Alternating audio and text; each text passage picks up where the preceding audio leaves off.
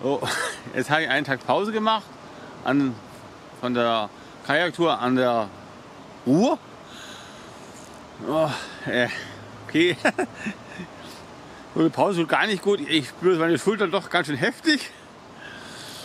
Nur gut, dass die Donau ganz schön Dampf drauf hat. Da wird man nicht allzu viel paddeln müssen. Schauen wir mal, wie es läuft. Und das Boot ist startklar. Immer noch voller Sand vom Rhein, von der Übernachtung da. Boah, Sand, Sand. Boah. Und jetzt geht's.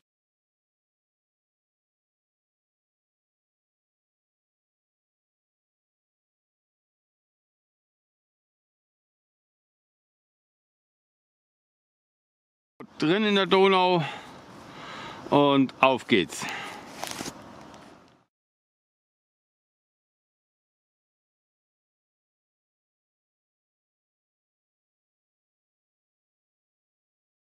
So, hier teilt sich das. Schauen wir mal, ob der Keiner da überhaupt durchgeht. Habe ich gestern gar nicht geschaut. Gucken wir mal.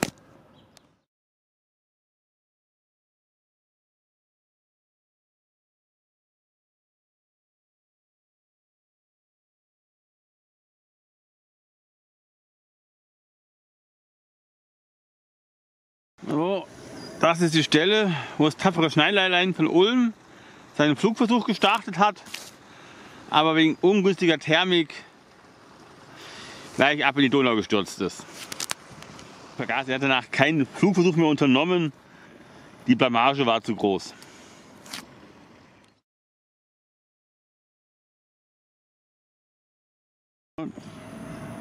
Das war die beiden da, das sind die Ulmer so Solarboote.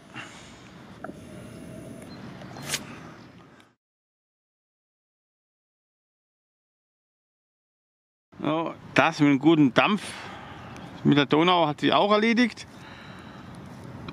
Wenn man jetzt nicht paddelt, bleibt man fast schon stehen.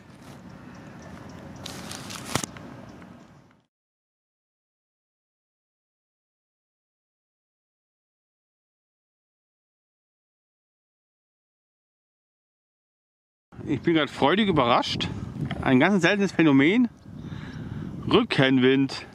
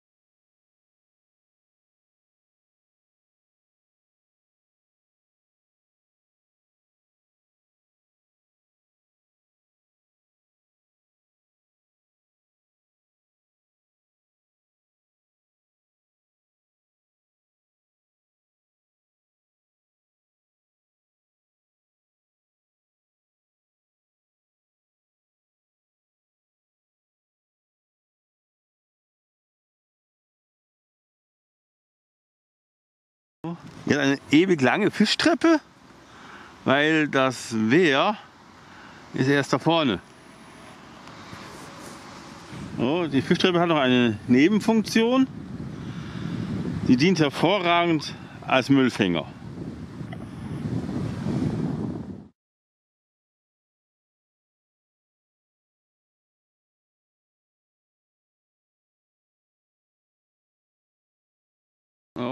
auch ein schönes Seerosenfeld hat es bei der Fischtreppe. Leider sind die schon alle verblüht, die Seerosen. Hat keine schöne Blüte mehr.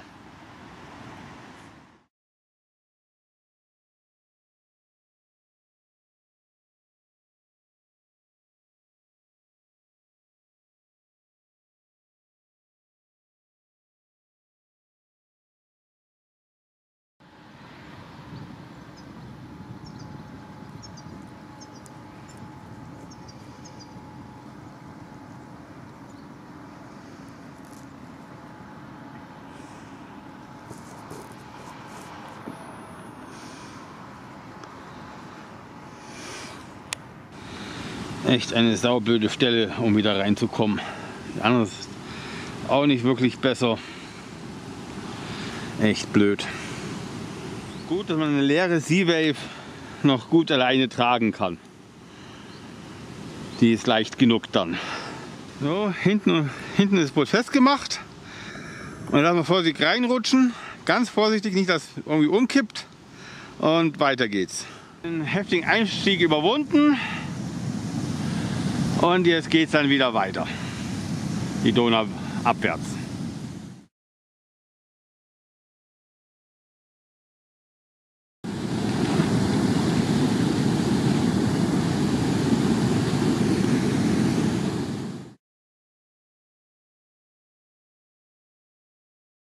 Ja, voraus ist ein Gänsesäger.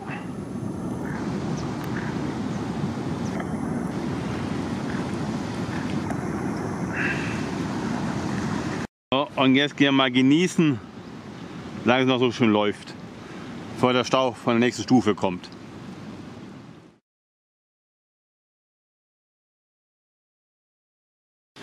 Also eigentlich ist da ein Schild hin, Vorsicht, gefährliche Seitenströmung.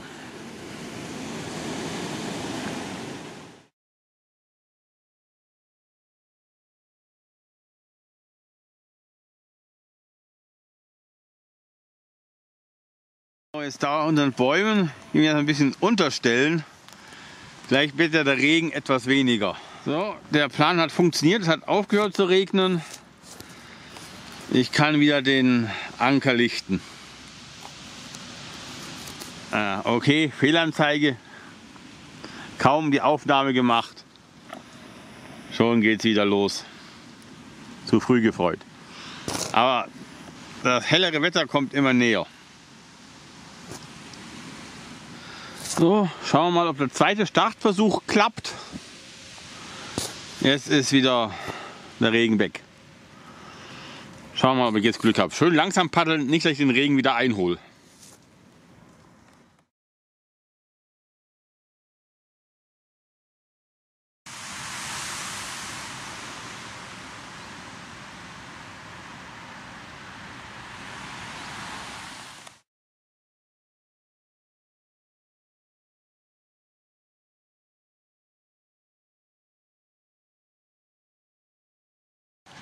Hier hat er einen schönen Spechtbaum.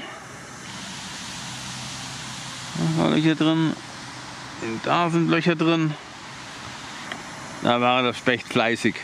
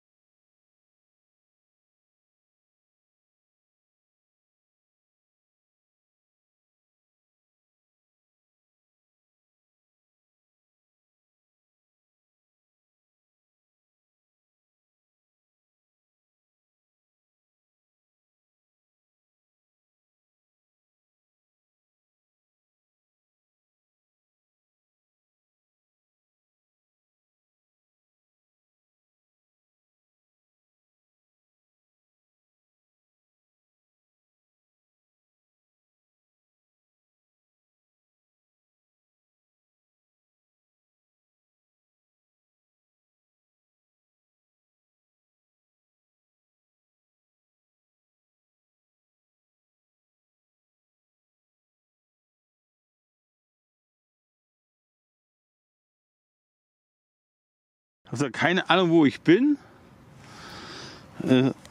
So bei der ersten Brücke hinter Donauwörth bin ich jetzt. Auf jeden Fall, diese Ort hat einen schönen Anlegesteg. Wahlweise mit Rampe oder so. Perfekt.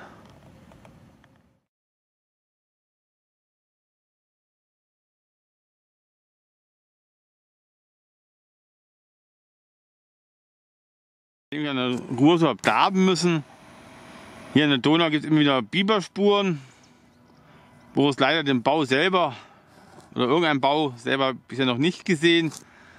Aber das ist vielleicht gerade bei der starken Vegetation nicht unbedingt zu erwarten. Schon ein sehr großer Bau sein, dass man den sieht. Da was ganz Interessantes. Boote mit Zelte oder Zelte mit Boote? Muss ich mir mal genauer anschauen. Oder ist unter der Brücke eine Plattform? Schauen wir mal, was das ist. Das interessiert mich jetzt.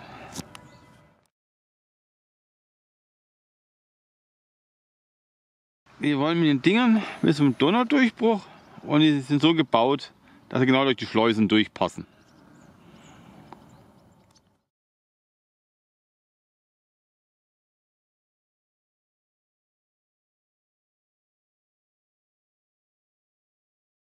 Beinahe eingeschlafen beim Paddeln, aber sieh da an, da hat er Altwasser. Dann fahren wir wenigstens mal ein bisschen in die Kurve rein und schauen uns das an. Weil bisher war ein ziemlich langweiliger Abschnitt, einfach kerzengerade und naja, nichts zu sehen eigentlich. Das Teil erweist sich jetzt überraschend groß. Aber gleich da liegt ein Baum drin und sehr flach. Da komme ich gar nicht drüber. Aber geht echt schön weit hinter mit Schwänen drin. Schönes Teil. Gut, dass ich gerade noch rechtzeitig aufgewacht bin.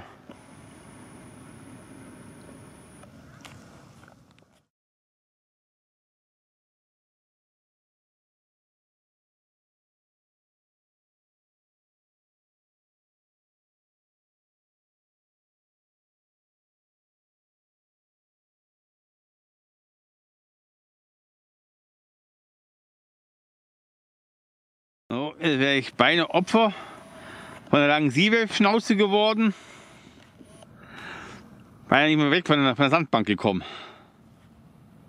Ich glaube, da hat doch jeder Verständnis, dass man da etwas müde wird.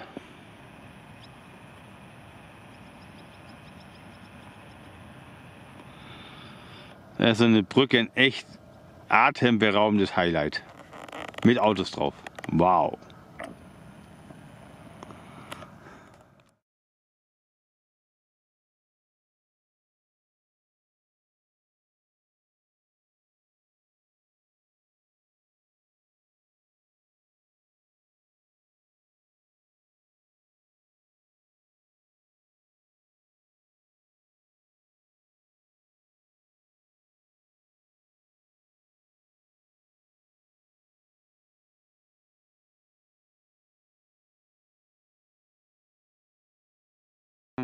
Schönes Seerosenfeld. Das wird bergflussabwärts gesehen, ist öfter auf der rechten Seite.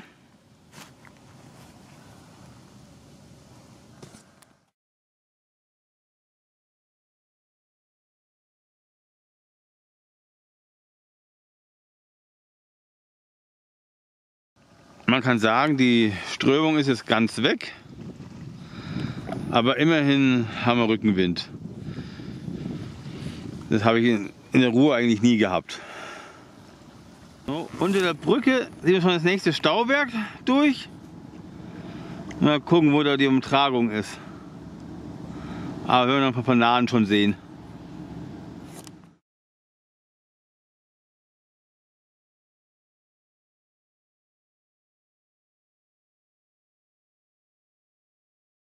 Wie es ausschaut, hat man hier die Unterwasserwüste mit Steinen aufgelockert, dass man ein bisschen Strukturen hat.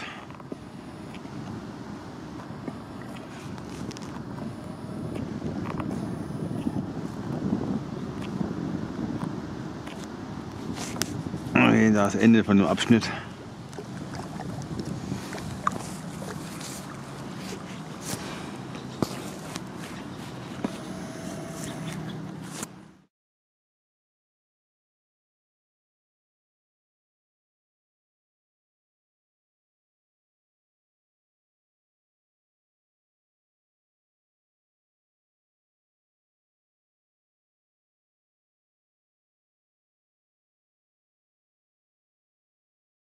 Das Ärgerliche an diesen Schleusen ist, alleine geht's nicht. Die müssen von oben bedient werden. Einer muss aussteigen. Tja.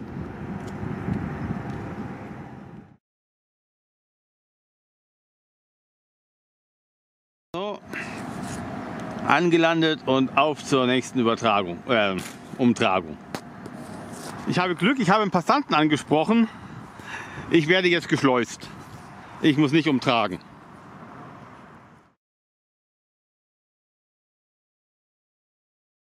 Ich bin ja gespannt, ob es funktioniert. Also das schaut ganz interessiert. Ich nehme an, das Wasser läuft. Oh. Ein wenig, jetzt kann ich das Wasser erkennen auf der anderen Seite. Es rührt sich was. So, das Tor geht auf. Jetzt haben wir es gleich geschafft.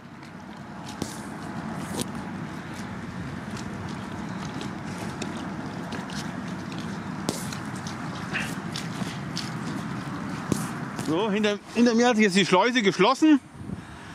Jetzt gibt es nur noch eine Richtung, bergab, es geht los.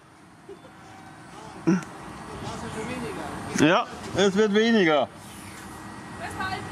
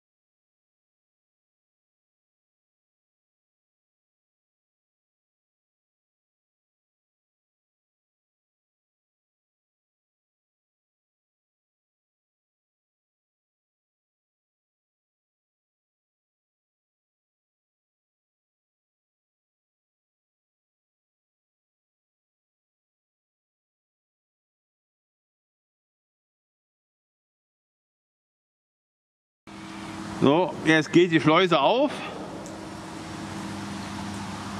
und ich kann weiterfahren, ohne auszusteigen. Das war Luxus pur. Also okay, bin ich ja, aber ohne dass ich umtragen muss.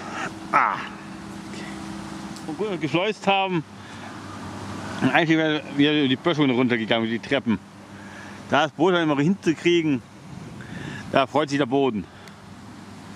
So, draußen aus der Schleuse und los geht's.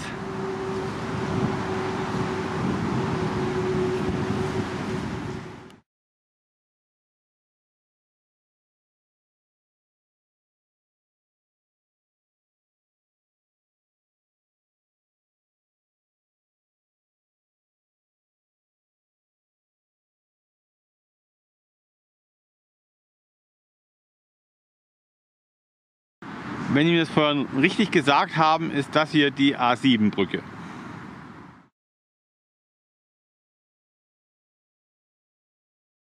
Und wie die Donau halt so ist, man sieht schon fast das nächste Wehr. Ewig lange Kerzen gerade. Okay, aber natürlich für Freunde der geraden Linien perfekt. So, hier geht dann ein kleiner Bach rein. Aber wirklich so klein, da habe ich keine Chance überhaupt versuchen, um reinzufahren. So. Links und rechts grüne Hölle. Keine Ahnung, wie breit die ist. Vielleicht bloß 10 Meter und dann Wiesen. Keine Ahnung. Aber irgendwie, naja. Aber ich hab's ja gewusst. Aber da kann man mal gucken, wie gut der gerade Auslauf ist. Da kann man schon mal, ja, 10 Minuten blind paddeln. Dann kann man die Augen wieder aufmachen und gucken, wo man ist.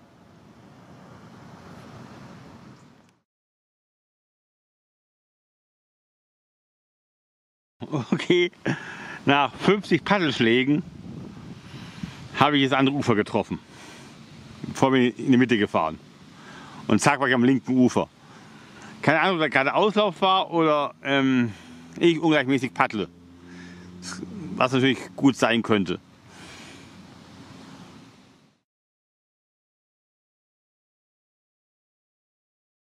So, da rechts, da scheint kein Bach reinzugehen.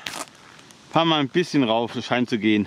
So, ich glaube, beim Bach handelt es sich um ein Altgewässer. Naja, jetzt sind wir eh schon drin. Schauen wir mal, ob wir da eine Inselrundfahrt machen können. Naja, okay, das lassen wir mal besser bleiben. Es schaut hier auf beiden Seiten doch dann relativ flach aus. Und hier ist eine gute Stelle.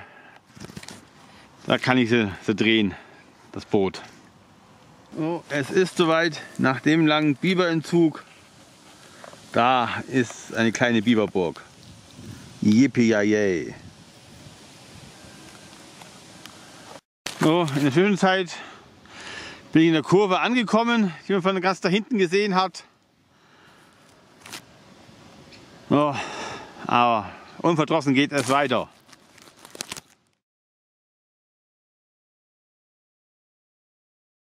So, da von rechts kommt so ein Bach rein, oder ein Altgewässer, keine Ahnung.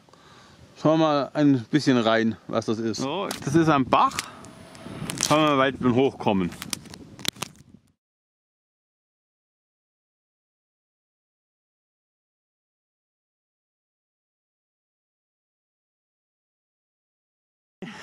Da habe ich was angestellt, das Teil geht ewig weit drauf. Naja, jetzt habe ich angefangen. Jetzt schauen wir mal, wie weit es geht. Bin ich neugierig. Jetzt kommt da vorne eine Holzbrücke in Sicht. Aber leider keiner da immer fragen kann, was für ein Bach das hier eigentlich ist. Keine Ahnung.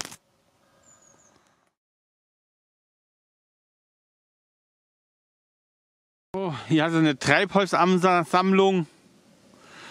Da bin ich das Opfer meines Luftbootes.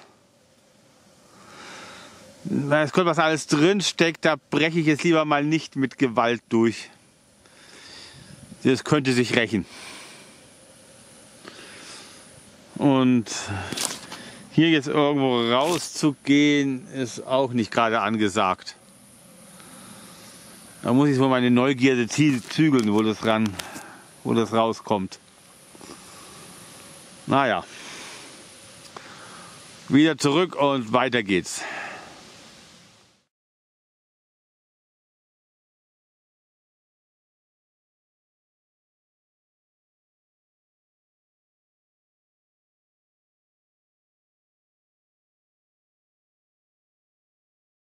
Ja, ich habe es geschafft, das lange Ding zu wenden.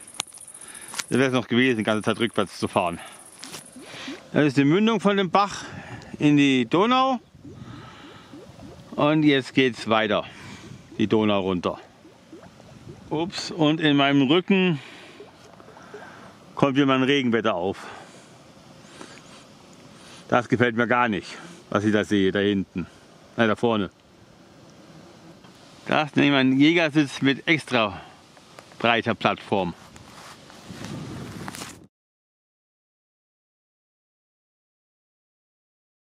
So, und die schönen Rohrkolbenschiff.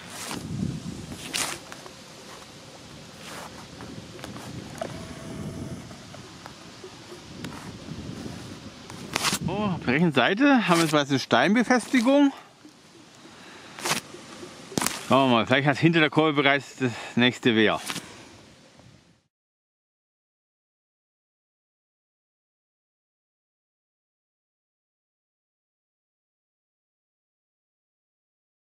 Da vorne kommt das nächste Wehr in Sicht. Und dummerweise ist der Ausstieg auf der rechten Seite. Ich bin auf der linken Seite. Pech gehabt.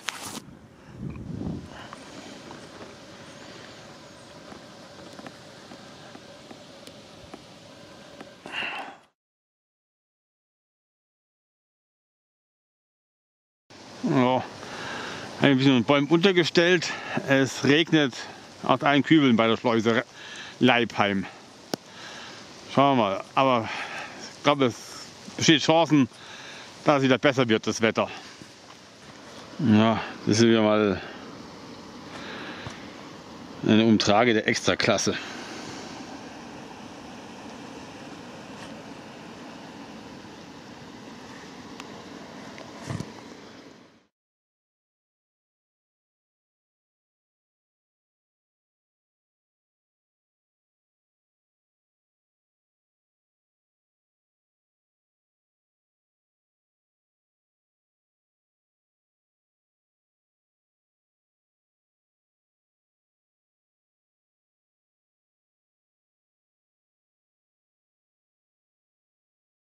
Endlich wieder drin in der Kiste.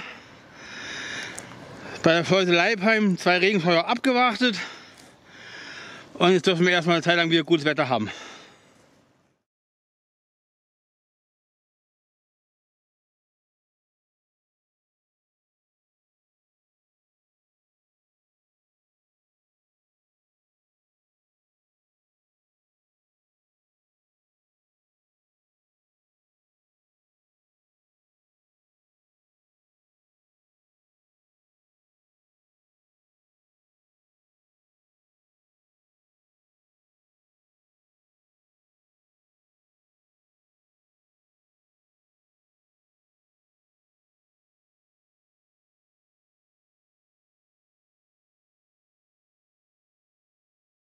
Da in Leibheim kann man richtig schön die Boote ins Wasser lassen. Eine richtig schöne Anlage. Ja, das ist wieder so ein Abschnitt, wo man schier verzweifelt. Sicht bis zum Horizont, alles gleichmäßig gerade. Ich mag halt etwas Abwechslung, aber es soll ja Leute geben, denen gefällt sowas. Hier hat es eine kleine Uferpromenade.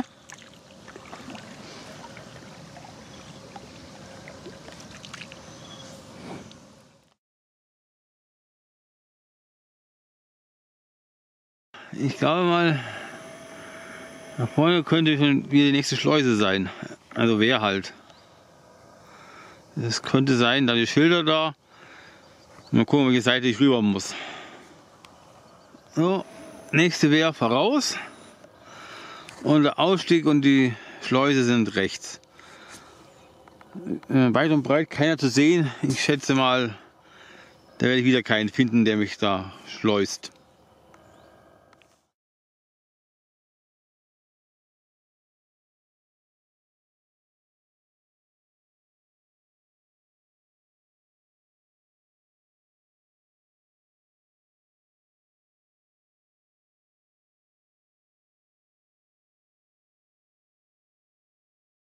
Ach, keiner da. Ich muss aussteigen. So ein Mist. Vielleicht habe ich Glück und eine Familie erbarmt sich meiner und schleust mich runter, wenn sie die Anleitung kapieren. Schauen wir mal. Es läuft, ich höre das Wasser strömen.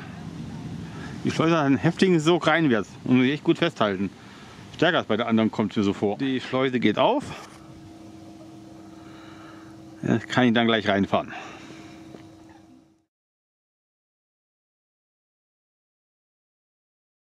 So, das Tor geht auf, es geht weiter, ohne auszusteigen. Super, danke!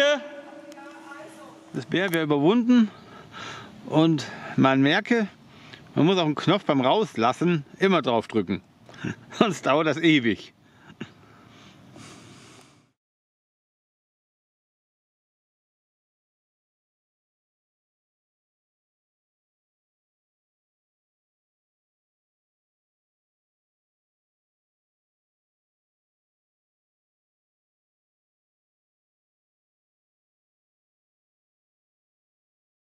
So, heute habe ich beim Kajakclub Günzburg meinen Campingplatz, mein Zelt aufgeschlagen. Habe da freundliche Aufnahme gefunden. So.